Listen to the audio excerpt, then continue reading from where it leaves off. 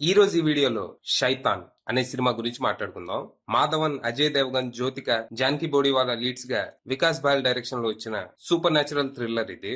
మరి ఈ cinema story ఏంటి, అది చూసాక నాకేమనిపించింది అనేది ఇప్పుడు తెలుసుకుందాం పదండి. ముందుగా ఈ సినిమా స్టోరీ ఏంటంటే, ఈ సినిమాలో మన హీరో కబీర్ ఓ చార్టెడ్ అకౌంటెంట్ గా పనిచేస్తూ ఉంటాడు. తనకో భార్య, ఇద్దరు పిల్లలు ఉంటారు. హ్యాపీ లైఫ్, ఏ చీకు చింత లేకుండా ఇల్లు, ఆఫీసు, పిల్లలంటూ జీవితాన్ని ఎంజాయ్ చేస్తూ ఉంటాడు. రీసెంట్ గా తను తన ఫ్యామిలీతో కలిసి వెకేషన్ కోసం అని ఓ హిల్ స్టేషన్ లో ఉన్న తన ఫామ్ హౌస్ కి బయలుదేరతాడు. అయితే జర్నీ మధ్యలో వాళ్ళకి ఓ దాబాలో వనరాజ్ అనే వ్యక్తి పరిచయం అవుతాడు. చూడటానికి డీసెంట్ గా ఫ్యామిలీ మ్యాన్ లా ఉండటంతో మాటా మాటా కలుపుతారు. తర్వాత తాటాలు బైబాలు చెప్పేసుకుని రాసి పెట్టుంటే జీవితంలో మళ్ళీ ఇంకెప్పుడైనా కలుద్దామని ఎవరి దారిన వాళ్ళు వెళ్తారు.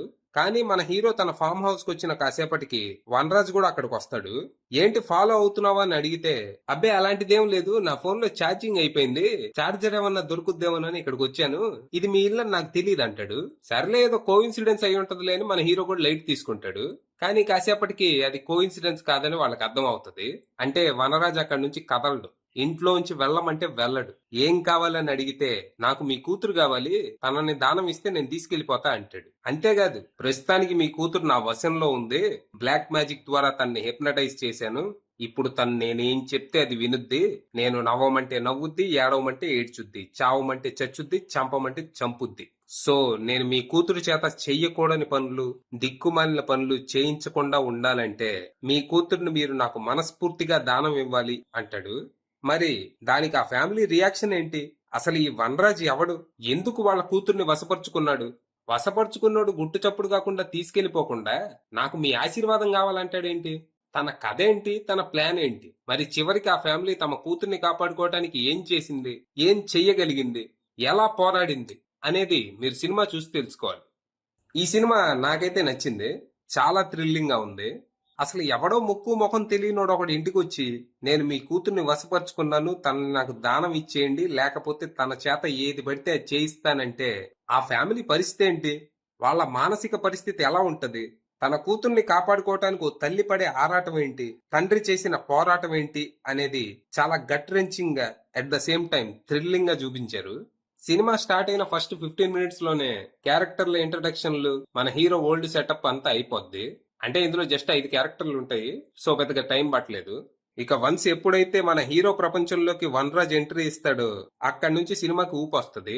యాక్చువల్ గా ఫస్ట్ హాఫ్ చాలా అన్కంఫర్టబుల్ గా ఉంటది.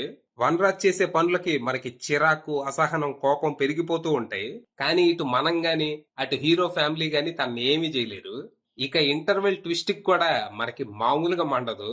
కనీసం సెకండ్ హాఫ్ లో అయినా ఈ వనరాజ్ గడికి జీప్ పగిలిపోవాలని కోరుకుంటాం. కానీ ఓకే, సెకండ్ హాఫ్ గురించి ఎక్కువ డిస్కస్ చేయను. కానీ ఒకటి, క్లైమాక్స్ మామూలుగా ఉండదు. నాకు తెలిసి ఆ సీన్ కి థియేటర్లు దద్దరిల్లిపోయి ఉంటాయి. మామూలుగా ఉండదు. ఇంతకు మించి నేనేం చెప్పను. ఇంకా యాక్చువల్ గా నేను ఈ సినిమాకి థియేటర్ కే వెళ్లాల్సింది, కానీ ఈ మధ్య నేను ఏ హిందీ సినిమాకి టికెట్ బుక్ చేసుకుని వెళ్ళినా ఆ సినిమాకి నేను తప్ప ఇంకెవడు టికెట్ బుక్ చేయలేదని షోస్ క్యాన్సిల్ అయిపోతూ ఉన్నాయి. దాంతో ఎల్లహా అని వదిలేసా. ఇక పర్ఫార్మెన్స్ విషయానికి వస్తే, వనరాజ్ గా మాధవన్ భయపెట్టేశాడు. తన యాక్టింగ్ చూస్తే రోజు మెడిటేషన్ చేసేవాడికి కూడా తిక్క రేగుద్ది. ఈ నొంగోబెట్టి గుద్దాలనిపించింది. రీసెంట్ టైంలో బెస్ట్ విలన్ అనొచ్చు. ఇక తల్లిదండ్రులుగా అజయ్ దేవగన్, జ్యోతిక కూడా చాలా బాగా చేశారు. నిస్సహాయత, ఆవేదన, పోరాటం కలగలిసిన క్యారెక్టర్స్ సూపర్ అంతే. ఇక కూతురుగా చేసిన జానకి బోడివాలా కూడా చాలా బాగా చేసింది. కొంచెం కష్టమైన రోలే. ఇక మ్యూజిక్ విషయానికి వస్తే, అమిత్ త్రివేది అందించిన బీజిఎం బాగుంది, సినిమా మూడ్ ని బాగా సెట్ చేసింది. ఇక సినిమాటోగ్రఫీ, ప్రొడక్షన్ వాల్యూస్ బాగున్నాయి.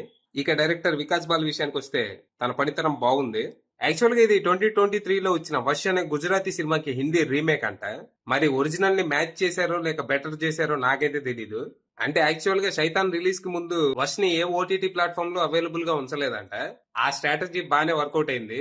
ఒరిజినల్ ఎక్కడా అవైలబుల్ లేకపోవడంతో ఈ సినిమాకి బాగా కలిసి వచ్చి బాక్స్ ఆఫీస్ దగ్గర 200 కోట్లకు పైగా కలెక్ట్ చేసింది. ఫైనల్ గా చెప్పేది ఏంటంటే, ఏదో ఒక రోజు ఖాళీ చూసుకొని నెట్ఫ్లిక్స్ లో స్ట్రీమ్ అవుతున్న ఈ సినిమాని చూడటానికి ట్రై చేయి, బాగుంటది. అది విషయం.